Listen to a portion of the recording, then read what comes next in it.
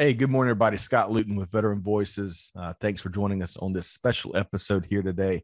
So today we've got a conversation teed up focused on a West Point graduate turned Army officer turned high-powered defense attorney. So stay tuned for what's going to be a great conversation. Hey, quick programming note before we get started. This program is part of our Supply Chain Now family of programming. Today's show is conducted in partnership with our friends at Vets to Industry. So check out what this powerful nonprofit is doing, serving so many folks across the veteran space at vets2industry.org. Okay, with no further ado, I want to introduce our guest here today. Joining me here is Brendan Krasinski, U.S. Army veteran and attorney with DLA Piper. Brendan, how you doing? I'm doing well. How are you, Scott? Doing fantastic. I'm looking forward to our interview. I know there's always so much going on in the fall. And you know, some of our listeners may know that you're related to one of our team members, but we'll let that cat out of the bag a little later on. It's great to have you here on Veteran Voices. Great to be here. Thank you. Thanks for having me. You bet. So on the front end, before we get into West Point and what you did in the Army and what you're doing now, let's get to know Brendan Krasinski a little bit better. So where did you grow up, Brendan?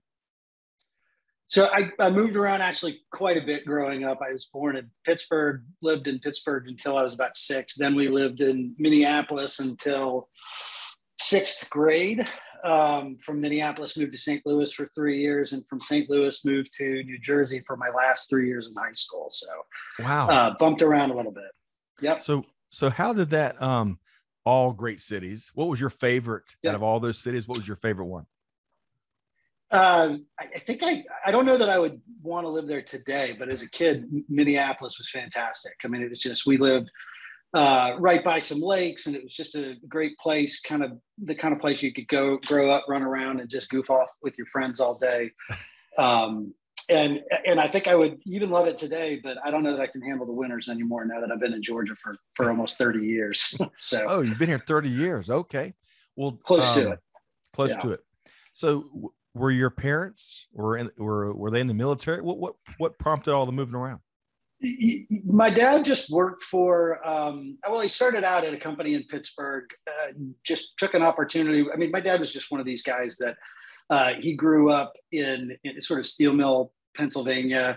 He was the first in his family to actually go to and graduate college. And so for him, jobs were an opportunity, and he would, anytime there was a better opportunity that came along, he would jump at it and we would move. So that was sort of it. Love it. Yeah. So has that, those experiences of going into new towns, making new friends and doing that repeatedly, did it have a big impact on who you are now? I think it did. After, it's hard for me I don't really have anything to compare it to, but I just do know that moving around every few years, meeting new people, always having to make new friends growing up. I don't think making friends was never really a problem that I had. I just, I was able to sort of latch onto folks and try to fit in as best I could. And I do think that had a lot to do with it. It's just, and so I think even in social situations today, I can fake it pretty well. so I can sort of move around and try to figure out how to connect with folks and talk to folks. So I love it. Okay. Yeah.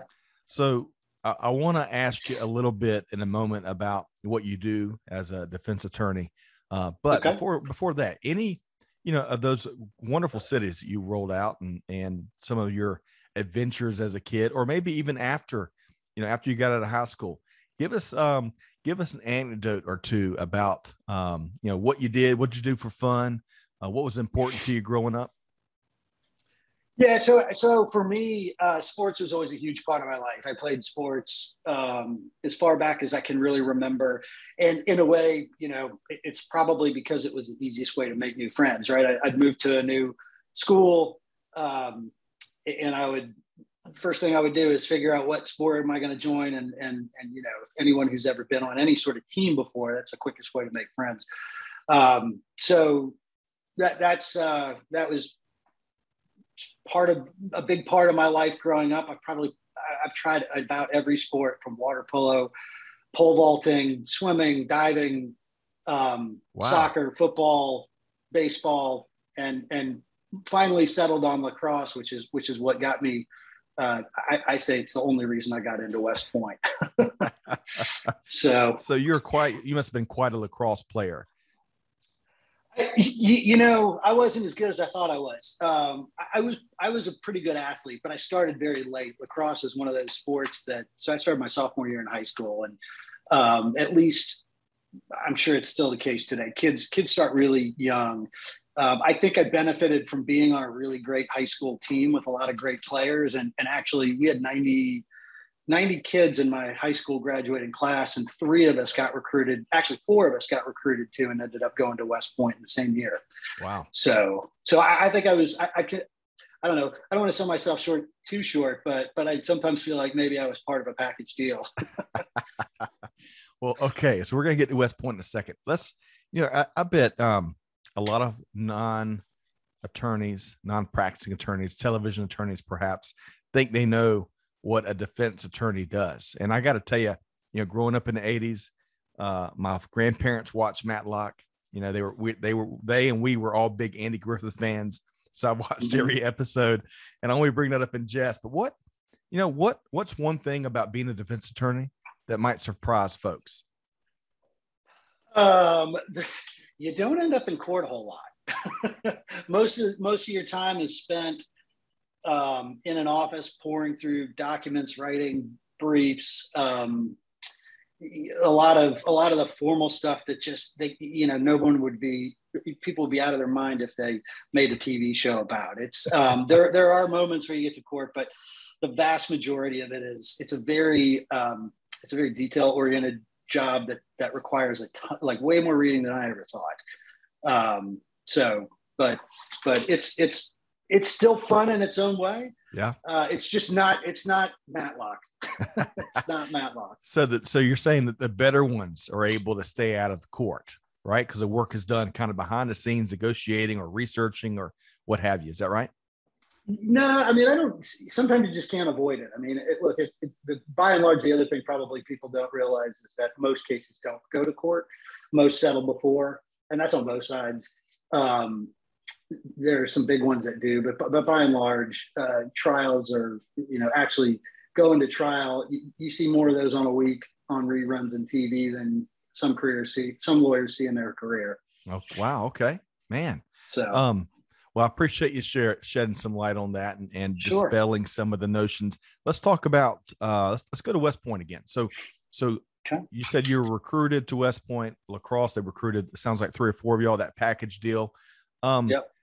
What was that? Did you know what you were getting into in terms of that West Coast, military school environment? I had a pretty good idea. There was a guy a few years ahead of us, 2 years ahead of us, that was already there. He was playing lacrosse as well. My grandfather went there, so I grew up with some stories, although, he was really the only one. It's not like it was a family tradition. I think a lot of folks were a little surprised that I went. But look, nobody goes there and isn't somewhat taken aback by the experience. I mean, it's a huge life change for a 17-year-old kid out of New Jersey who used to run around just goofing off half the time. So I don't want to say that I wasn't prepared for it, but I was as prepared for it as anyone can be. But there's just a lot you never quite know what to expect until you get there. Right. And you experience it. All right. So when you think back of your years there at West Point, what are some of the stories that are still with you to this day? It may even make you chuckle a bit. I'm trying to think of a few. Well, so the one, I'll just tell you the one that my wife finds both heartbreaking and funny. She doesn't quite understand how it worked there, but we were at a, your first summer there, you don't eat a lot. You don't eat a lot at all. And everybody loses weight. I mean, I went in there maybe 165 pounds wet, and I got down to about 150 inside of the first 3 weeks. And that was pretty standard. But when we got there, there was sort of this big push about they were really monitoring to make sure that we weren't being hazed or abused or whatever, and make sure we were eating right. and we would do regular weigh-ins, and everybody had lost a ton of weight. And so the upperclassmen that summer came to all of us and said, look, whatever you say, make sure that you tell the officer who comes through that you're getting enough to eat, that you think you're just losing weight because of the exercise, kind of making excuses. But the truth is, we never ate. We didn't eat hardly at all. And so in our hall, we were all lined up and they were going down the line. The officer came and was asking us all, hey, why did you lose? Why see you lost 10 pounds? Why do you think you lost weight? And everybody, I mean, surely they had to know what was going on because everyone gave the same answer. I feel like I'm losing weight because I'm exercising more and I'm eating healthier. Well, they got to my classmate and friend, Dave Pilarski, who said, I think I lost weight because I'm not eating enough. And the officer gave about 2 or 3 chances to change his answer, and he stuck with it and kept saying, no, I just don't think I'm eating enough, sir. So for the rest of the week, while we all got our little tiny portions that we got to look at the whole meal, all the leftovers went down to Dave Pilarski at the end of the table, who had to eat with a big serving spoon while we all watched him. So the next weigh-in, he finally came around and he told the officer that he felt like he was getting plenty to eat and was just losing weight because of the exercise. So that sounds like a little bit of a little Cool Hand Luke feel to it. I can't remember that. There's that one scene where they're all, I can eat 50 eggs. Yo, that definitely that's a good one. Yeah. That is one of my favorite parts of that movie. But so it sounds like so Dave Pilarski, do y'all still, and your fellow West Point alums, do y'all stay in touch? We do. So, I mean, I haven't spoken to Dave and it's been a little while directly, but we have a very, very close class and we just had a reunion not long ago. But our class, we have a fantastic class president and leadership team, Brandy Bryant Peasley. I'm gonna give her a shout out here. If you want to talk to somebody about, I think she actually is still back in, but she's just done an amazing job keeping our class together and tight. And I think so. And that, thanks to social media, particularly Facebook. I mean, I think of the 1,100 classmates we have that graduated, we've got about 700 of them on a class page on Facebook that we all stay in touch on. That's awesome. So it's, a lot of people like to knock social media. And of course there's plenty to criticize, but for that, I mean, I think it's been invaluable. I agree with you. I completely agree with you. Okay. So when you graduated, how does it work? Are you, I didn't go to military school, and I know that there are non-service academies that don't necessarily have a contract to come with them, like the Citadel and maybe VMI. But how does the whole West Point graduate and then serve? How does that work? So West Point is actually, when you join, you're technically, I don't know what your rank is. It's something described in like the uniform code of, I don't know if it's something defined in the law, but you are actually technically some lesser weird rank of maybe cadet, but you're active duty Army and you're actually getting paid. And you go there, it's a 4-year degree.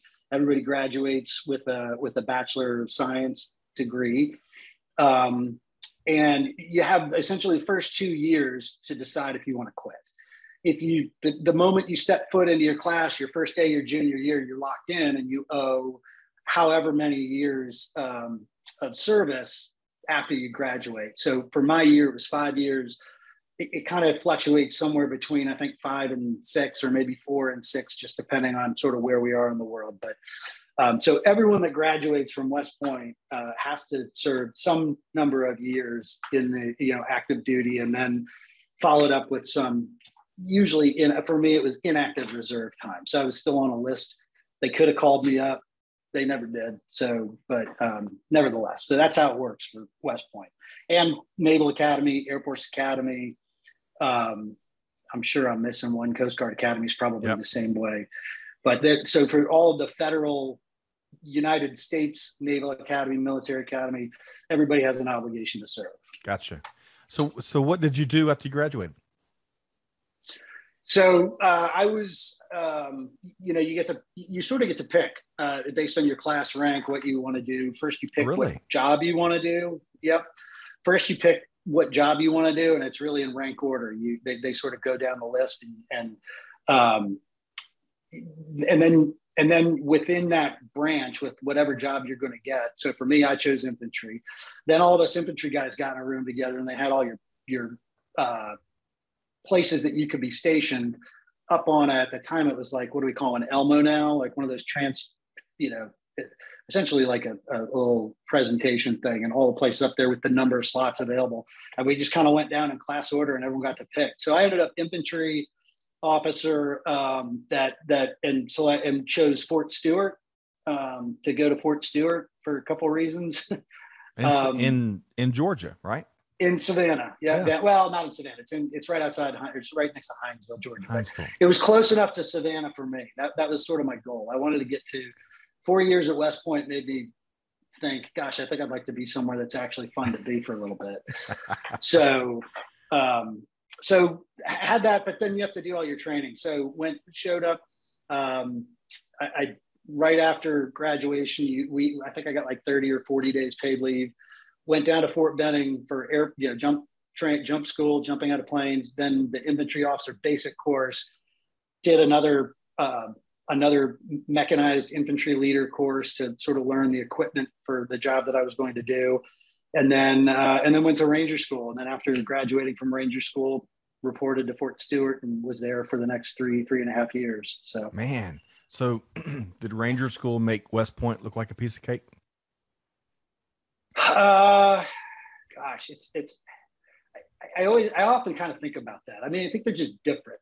It's, I think West Point was good preparation for Ranger School in a way, because it's just, both experiences can be really miserable at times. Just get you used to being miserable. I think the difference is the misery at West Point is spread out over 4 years, and in Ranger School, they crunched it all into 75 days. So, so it was more intense, but at least the light at the end of the tunnel was sort of coming more quickly. So from a time frame standpoint, and bear with me, this is the season of head colds right now. I think no sinus worries. infection. I'm about an octave lower than I typically am. So for a reference point, time frame, what year did you graduate West Point? Graduated in 94. Then went to Fort Benning. So May of 94, graduated, reported down to Fort Benning in July of 94. And was there until, when did I graduate Ranger School? June of 95. So then from June 95, I think I took 2 weeks off and then reported over to Fort Stewart. Wow. Okay. So what I want to say from there, was it 6 years you spent in the U.S. Army? Is that right? It was 6 total. So from 94, I got out in May of 94, and then I think finished up and finally got out, submit all my paperwork in June or July of 2000. So. Gotcha. And what was, so Army officer, Ranger. Yep. What places did you see? What did you do while you're during that 6 years? So I went to, let's see, what did I do? Went to Kuwait twice. One time was roughly a little bit shy of 6 months. The next time was, I don't remember how long we were there. January, February, March, April, 4 or 5 months. And finally got to come home only because I was being reassigned to a different duty station. And then in the middle of that, I went to, we did some training out in California a few times. There's Fort Irwin National Training Center, where you basically go play big war games with tanks and stuff. Did that a couple times, and went over to Egypt for a joint training exercise with a bunch of different countries. I mean, Egypt, France, Germany, England. It was sort of this, honestly, I don't quite know what the point was. I'm sure it was as much about, relationship and nation building with other countries as it was anything else. But it was neat. So in Kuwait, I spent a little bit of time, not long, 45 days at Al Jabar. I think it was the name of it. Okay. Were you there, or were you in Doha, or what? I was so we showed up. The first time I went there was as a platoon leader. So we showed up arrived in the middle of the night. They bussed us or trucked us. I don't remember how we got there, but we went over to Doha, literally picked up our vehicles and drove off into the night to go set up in the desert. And we were just set up in the desert for about, I don't remember, it was 3 or 4 months. And then they finally took us back to Doha. Wow. Didn't know when we were leaving, but knew that we'd spent enough time in the desert. So we sort of stuck around cleaning vehicles and repairing vehicles. It seemed like forever until they finally let us come home. Oh gosh. All right. So let's talk about some of the folks you served with. And you know, we never have enough time during these segment of interviews because I know there's dozens and dozens of people that probably were special to you while you were serving. But when you think of a couple of those names, who were some of those folks that were special? Well, like you say, there are a ton of folks. I mean, even to this day, my best friends in the world are all still in the Army or from the Army, not in the Army. I don't think any of them are, but I still stay in touch with, all my best friends. Allie's godfather is my roommate from the Army. We've got there's two people that probably had the biggest influence on me when I was in the Army. One was, he wasn't my first company commander. My first company commander got relieved because he was kind of a disaster. But the guy that took over for him was a guy, captain at the time. I know he's out now. He's working. Last I talked to him, he was at Cintas, but his name was Larry Lewis, and he was just one of these guys that I don't quite know how to put my finger on it with him, but he you knew he was in charge.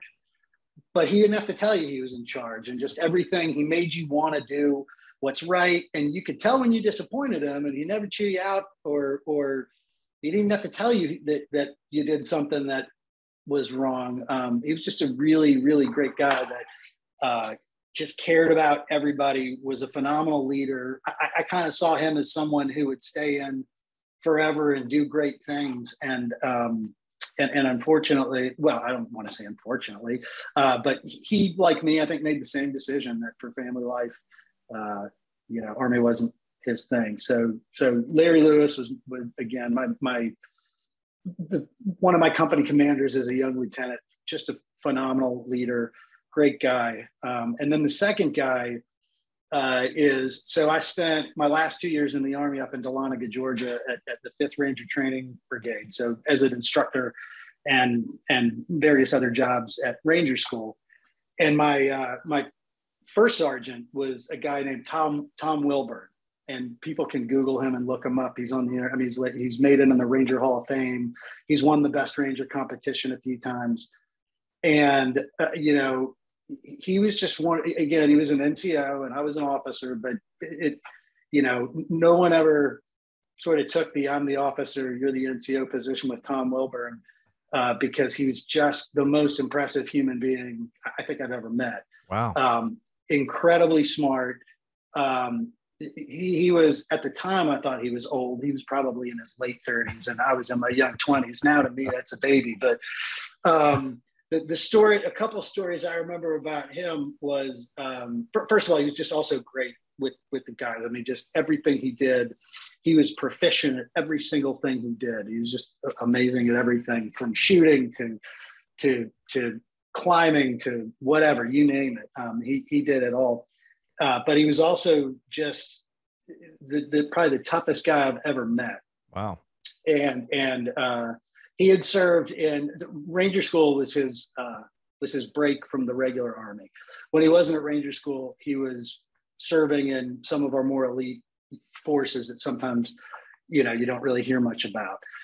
But one of the stories that still blows my mind to this day is he went and had a surgery down at Fort Benning to repair a hernia or something like that, and came back the next day, with an incision in his thigh and some stitches, and said, "Hey, come on, guys, we're going to go do a 10-mile run through the mountains." And we were like, "What is he talking about?" Sure enough, we started running, and about a mile in, his stitches popped. And I went up to him and said, "Hey, First Sergeant, looks like your stitches are open. You're bleeding down your leg." And he said, "Oh, it's all right, sir. I've had worse." But he, again, he's the kind of guy that could get up every year when we were there. We would do a sort of an open house and let people come in And he was always the guy that they would put up in front of them, not the battalion commander, not anyone else. They'd put him up in front to sort of tell people about the what's going on in the Rangers. And he's just a super impressive guy. So that was Tom Wilbur, right? Tom Wilbur. Yep. What U.S. Ranger Hall of Fame. Oh, really? I think he's still up in Georgia today. I know he got out and he was doing some government jobs that I don't know if it's contracting or what, but but I know he eventually got out. I mean, so let me ask you. I want to talk about your transition here in a second, but when it comes to special forces and Ranger training, you think of all the folks that are trained for those really special, oftentimes confidential missions, secret missions. The mindset. What do you think? What's one thing about the mindset that enables folks to endure more, to do more, to accomplish more, to be trusted more? What is ingrained in that mindset? That's a good question. I mean, first of all, I will say that I was never entrusted with any super secret missions. I was just more of a standard guy who happened by training to work with some guys that did do that. So to some extent, but we can just take an experience like Ranger School, where it's just miserable and it's really tough. I mean, I think the one common thread throughout my time in the infantry and these guys that I work with is just the folks that are there want to be there. They just have a desire to prove themselves. And that's sort of one aspect of it. I mean, everybody's sort of type A, loves the challenge. And so they go about it that way, but inevitably everybody gets to a point where it's just tough. And then I guess this part of your question is, well, what do I think it is that makes folks go on? I think it's a combination of the same thing of just sort of this toughness of not ever, being the kind of guy that never quit or gal. Part of what makes it, I think, bearable, I'll give credit to Ted Lasso here, is to some extent, you just got to be a goldfish and not, just kind of think about what's in front of you and not worry about, what's 2 days ahead of you, but focus on what's immediately in front of you and just sort of one step at a time and keep going. Know that's what you have to do if you're going to finish what you set out to do. So that is such great. At least that's my thought. But. It's great advice. As an entrepreneur, you got the good days, you got the bad days, you got all the days in between. You got some really heavy days, and you got some light days where maybe production's not as heavy or problem solving or negotiating, whatever it is. And a buddy of mine years ago, and I'm not, if I remember his name here in a minute, but anyway, he gave a really simple piece of advice. He's like, Scott, Lou Holtz writes in his book, you get up in the morning, what's the most important thing to do? You do it. And then you stop and call timeout and you ask yourself, what's the most important thing to do right now? And it's just, in those tough days, just prioritizing and focusing on that one thing, kind of like what you're talking about. It sounds simple. It sounds mindless. It sounds, well, it's common sense, but man, on those heavy days, that has really helped foment the right mindset. And you're saying Ted Lasso has, I guess, a goldfish principle. Well, it's when a soccer player, I can't remember the exact context. I remember he said it there, but essentially it was like soccer player gets in they lose a game and sort of how do you get over it? Well, you be a goldfish because goldfish don't remember 2 minutes ago.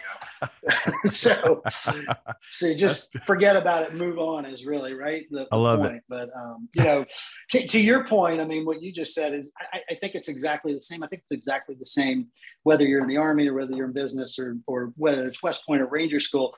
Look, if you show up on day one of Ranger School or day one of West Point, you think, gosh, I have 76 days of this to go, or at West Point, I have 4 years of this, or I don't care what it is. If you're in, at the tail end of your first day at a trial and you just turned in 20 hours and you get 2 hours to sleep before you have to get up and do it again. If you sit there and think this is going to be 6 weeks of this, right, it starts becoming overwhelming. But you're right. The proverbial bites the elephant, right? Exactly. Okay. Let's talk about your transition out of the Army. And as we were talking pre-show for a minute, that transition is probably the biggest common thread and theme. Anytime, whether I have a podcast interview with a veteran or when we're getting together informally, and if it's not about our transition, it's talking about others that are, that are either challenged by it or you name it.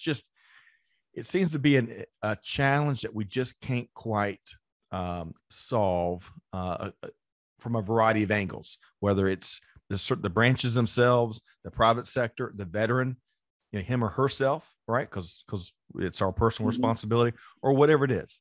Let's talk about your transition and what you experienced. How did that work? I'll just confess, my transition was not very deliberate. It was, my oldest daughter was about 2 years old. I had, I'd been deployed a few times. This is even before 9/11. And I knew just with what I was doing, I was going to continue to be gone a lot, and just sort of made the decision that that's not how I wanted to raise a family. A lot of folks do, and God bless them for it. And I'm thankful there's folks that'll do it. It's just, it wasn't sort of what I wanted. I mean, so I just sort of lucked into my initial transition. So I don't even think it's a transition because it didn't work out well. I mean, I don't say it didn't work out well. It's just not what I wanted. I had a friend of mine, when I decided I was getting out, he found out and he reached out to me. I didn't even have to look for a job. He reached out to me and said, look, I'm managing this office for this financial advisor, big major financial advisory firm down in Charleston, South Carolina. Any interest in working as a financial advisor? And I said, sure, that sounds pretty great. I think in my mind that the job was more of an advisory role, less of a sales role. And the reality is it was a sales role. All right. And I think I was sort of geared more towards, I wanted to be a problem solver, not just a rainmaker. And so I got there, and it was, and a lot of that's my fault. I mean, right. If we're going to start talking about transitions and how to make a smooth transition, I think one lesson that I would tell anybody from that is really look at what it is that your opportunities are. Think about truly if it's an opportunity you think you would actually enjoy, or if it just kind of sounds cool. For me, I think being a financial advisor, living in Charleston sounded cool. The reality of it was less of that than I thought it was going to be. But about and I realized less than a year in, it's not what I wanted to do with my life. And I'd always wanted to be a lawyer. I'd always thought about it. I was a pre-law major at West Point. And so, but at the time I had a daughter, we had a second daughter in South Carolina. So I kind of, for myself, I thought it was absolutely stupid to go back for a graduate degree with a wife and 2 kids. But my, credit to her, my ex-wife, she just knew I was miserable and said, what is it that you want to do? And I said, well, I'd really like to go to law school. I just don't know how I can. She just said, well, just do it. We'll figure it out. So really that's where my transition really happened is then I went to law school and transitioned out. And I will say, I think that the transition is a very different process, if you're going to get out and go to a professional school, right? Because then it's sort of, you're graduating with all the same experience as everybody else applying to the same jobs. And so it's a little bit easier. And at the time, at least, and I still think today, the military surely opened a lot of doors for interviews. So that was sort of my transition experience. It was a little not like what most people go through, where they're applying to a bunch of different jobs, and but that's how it worked for me. Going into the recruiting abyss and not getting callbacks, and having the language barriers of trying to share what you did in the military with folks that hadn't served. But I'll tell you what's really cool about even if it is non-traditional, is how many folks actually get the after they experience something they know they don't want to do, how many folks actually listen to the great advice you got What do you want to do? And let's go do it. You know, so many folks, I feel, they find any reason in the world not to do what they really want to do. And look at you now, you know, sit back, you blossom because you're doing in life what you want to do, right? I mean, I think that's absolutely right. It's, you know, it's such a strange thing to think back to 29, 28. I don't know how old I was, Brendan, thinking I'm so far down the road in my life. How can I possibly shift gears now? But at 49, I look back, I wish I was 29 again, and you know, wouldn't even hesitate. But no, you're right. I mean, I think for anyone out there, first step in a successful transition from the military to civilian life would be figure out what it is you want to do, and then figure out how to make it happen. And whether that's making phone calls to people or, you know, networking or, you know, who cares what it is? In the long run, it'll pay off big time. Excellent point. And I'm glad that you shared that, because that's one of the things we wanted to pick your brain on. If you had a, you know, room full of folks that were you know, about to start their transition or transitioning already, whatever it is, you know, that advice you'd give them, you've already dropped a few aspects there. What else? Anything else you'd share to a room full of veterans that were, you know, fighting through their transition? Yeah. So you sort of touched on it earlier. One of the big things that I see, look, we hire a lot of veterans, and it's a little different in the legal industry, but I see a lot of resumes. Sometimes classmates will say, hey, can you look at my resume and tell me what you think? This is sort of the job I'm going for, you know, folks who've recently retired. And I think if I could give folks the sort of the number one piece of advice to sort of stand out and to, I don't know if it's to stand out, but one thing that I see a lot of is resumes that make sense to me because I was in the military, or maybe they don't, because it might be in the Navy. And I have no idea what impressive things I'm sure that these people did really impressive things, and being in charge of the JSOC and the S3 shop and all that kind of stuff is for folks in the know really impressive. But folks that don't know, when they're looking at a resume like that, they have no idea what that means. So sort of number one piece of advice is I would give anyone in the Army or getting out of the military is put together your resume, read it, and really focus on translating it so that your mom would understand.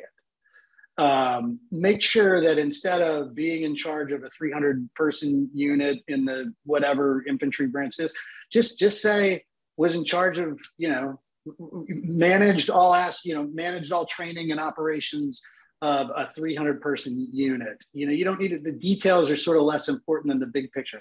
Managed a budget of $2 million.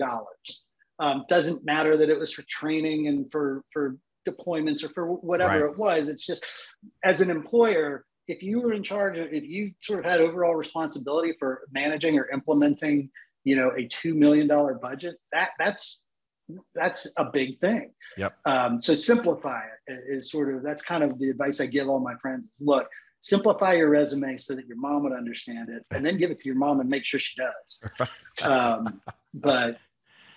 And let's shy away from 8-page resumes, especially to your point, you know, that you can roll those things up into one bullet point instead of, you know, one bullet point and 17 sub points. So really great advice there. And I think one thing, not to put words in your mouth, but you alluded to a point a couple of times now, is you know, you own your transition, right? No one's going to do it for you. No one owes you a job. You got to own it, and at times that includes embracing the suck, as the phrase goes, because there's parts of it that stink. But if you own it and if you start early, I think lead time is such. I know in my transition, I did not take advantage of the lead time, and it's so important to, you know, heck, just for following your advice to figure out what you want to do.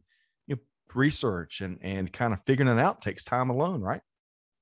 Yeah, absolutely. And I think one thing you can do, sort of another piece of advice, is if you're thinking that you want to get into a particular industry, find someone in that industry and just say, listen, I'm transitioning out of the military. I think that what you do is what I would love to be doing.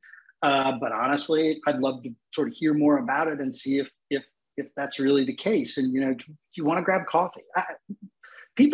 Most people are willing to help. And especially if you reach out to me or probably anybody and say, listen, I'm transitioning out of the military. I'm thinking about going to law school. Do you have time for a cup of coffee? Well, I'm going to say, heck, let's go grab lunch. Yeah. Don't hesitate, because number one, it helps you learn if it's really what you want to do. Because I will tell you, you asked one thing that would surprise you about being a lawyer. Well, one thing that surprises a lot of people is it's not at all what they think it is. And so that's why there's a lot of my classmates from law school who aren't lawyers anymore. And if they didn't just go straight to law school because they didn't know what else to do after college, and instead spent a little time working at a law firm or talking with actual lawyers, they might have realized, gosh, I think I'd rather be doing something else. So use that time to figure out if it's really what you want to do. And then those people aren't going to forget you. If you go to lunch and even say like, hey, anybody else you think I should talk to, use that as an opportunity to network that'll ultimately help you. And I'm obviously using the law as an example, but if you're interested in becoming a store manager for Home Depot, heck, man, go on LinkedIn, find someone who's in your area and say, I'd love to talk to you about what you do. Right. That's great advice. Excellent advice. Because they will respond, and a lot of folks want to help. It's part of the humanity in all of us. Yep. All right. So as we start to wrap, kind of coming down the home stretch, there's a couple more questions I want to ask you. So DLA Piper is your law firm you're part of now. So share a little bit more about what the firm does and maybe what you do. So, well, DLA Piper is a huge firm. It's where we have offices worldwide. I think we're over 1,000 or 2,000 attorneys at this point. I don't know the exact number. Really, handles almost any aspect of whatever legal work you might have. I mean, our firm recently worked with some of the manufacturers of the virus to help navigate the vaccines, help them navigate the regulatory process. We represent a lot of corporations, big corporations, when they're sued for various things. I mean, that's typically what I do. Is I got brought over to be part of the team that represents pharmaceutical companies and medical device manufacturers when they're sort of sued by these, by individuals. But also, even within our own office here in Atlanta, we've got a lot of guys that work with. We've got a couple of guys that work with startup companies as they're trying to generate, raise venture capital and seed money and stuff like that. We have other folks that just help with the more standard corporate structures of companies and things like that. So really, the firm does just about everything. My focus has been for my entire 16-year career now, litigation. So it's defending companies that find themselves being sued for various reasons. And typically the cases I work on are, I don't do, not that I haven't, but my focus has been on sort of your product injured me type of claim, as opposed to two businesses in a dispute over trademark or anything like that. So gotcha. Yeah. Man, a little bit of everything there. Huge firm, a couple thousand attorneys, global offices, and I'm sure very busy. So I want to be very respectful of your time here today. Sure. So we're going to ask in a minute, make sure folks know how to connect with you based on anything you shared here today. Folks may want to pick your brain, but I won't let the cat out of the bag. You mentioned Allie earlier. I kind of teased on the front end. So Allie Krasinski is a part of our leader with our marketing team here at Supply Chain Now.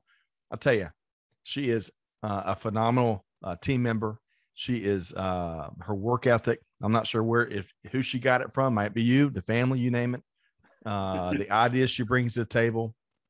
I don't think I've ever seen her, Brendan. She's always positive. I mean, yeah. I'm still convinced that even if she got some really bad news, you'd never know it. So if there's anything that maybe that you've rubbed off on her that either we're not picking up on yet or something for us to look for, what are you most proud of there?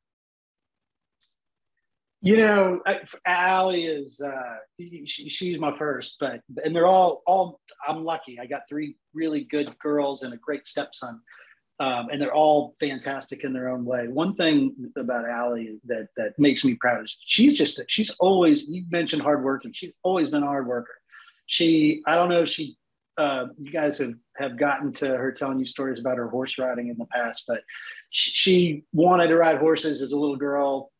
Our mom and I took her to ride horses and figured we'd be done after a couple lessons.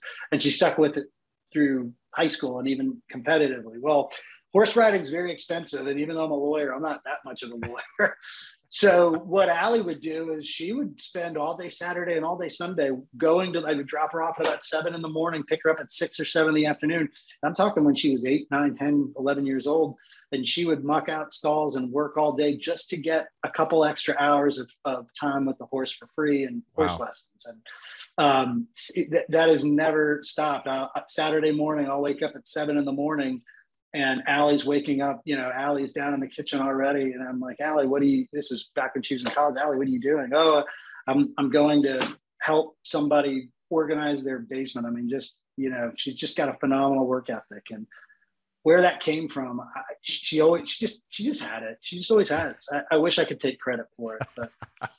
Well, it is such a dominant part of who she is. Big heart, lots of great ideas.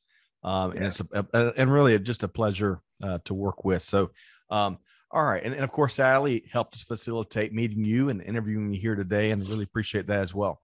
Okay. So final question for you, based on everything you've shared and what you do for a living, if folks wanted to connect with you, what's the easiest way to do that? So I'm on LinkedIn, Brendan Krasinski. I imagine I'm the only Brendan Krasinski on LinkedIn.